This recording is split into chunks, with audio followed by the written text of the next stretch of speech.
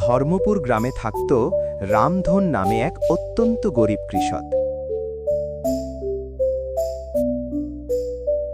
এবছর সে গ্রামের শেঠের কাছ থেকে ধার নিয়ে চাষ করেছিল।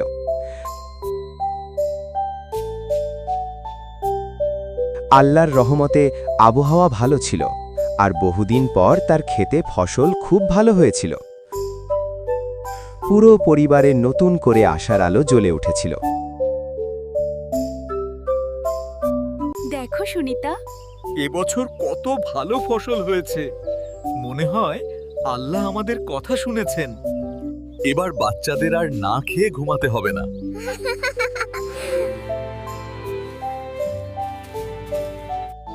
হ্যাঁ, তোমার পরিশ্রম কাজে লেগেছে।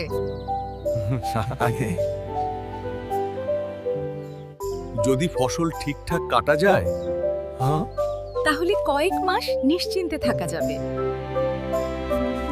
বাবা, আমরা কি আবার স্কুলে যেতে পারবো? হ্যাঁ, স্কুলে যেতে পারো। হ্যাঁ বাবা, এবার তোমাদের জন্য বই আর ভালো জামাও কিনে দেব।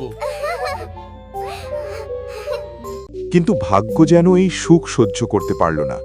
সন্ধে নামতেই আকাশ কালো মেঘে ঢেকে গেল। ঝড়ের সঙ্গে শুরু হলো ভয়ঙ্কর বৃষ্টি। রামধন, তাড়াতাড়ি চলো, খেতে পানি ঢুকছে। রামধন দৌড়ে খেতে পৌঁছে যা দেখল, তাতে তার বুক ভেঙে গেল। পুরো ক্ষেত পানিতে ডুবে গেছে, সব ফসল নষ্ট। সব শেষ হয়ে গেল। আমার পরিশ্রম, আমার স্বপ্ন সব ভেসে গেল। পরদিন সে শেঠ হরিরামের কাছে গেল। কাঁপা গলায় বলল, শেঠজি, সব নষ্ট হয়ে গেছে, একটু সময় দিন, পরের ফসলে শোধ করে দেব।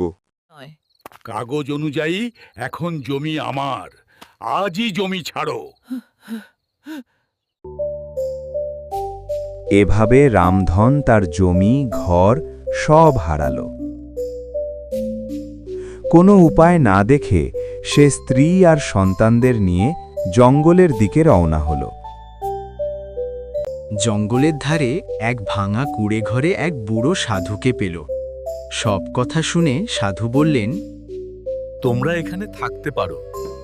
খুব কিছু নেই, কিন্তু মাথা গোঁজার জায়গা হবে।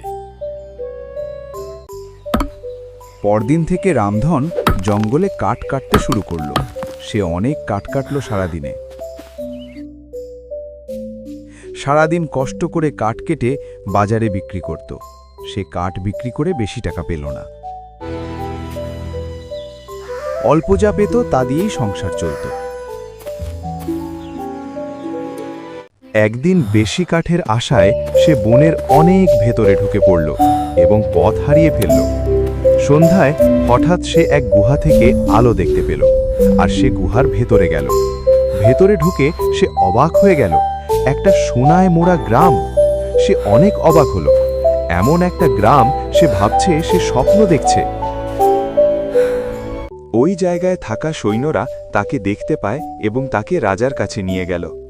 রাজা তার সব কথা শুনল ও তাকে বলল, তুমি ওই জায়গা থেকে কিচ্ছু চুরি করনি, আমি তাতে খুশি।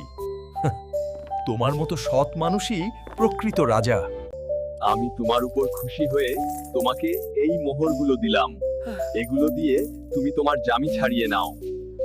শেঠের ঋণ শোধ করল এবং জমি ফেরত পেল। রামধন তা দিয়ে সংসার গুছিয়ে নিল এবং তারা অনেক খুশি ছিল।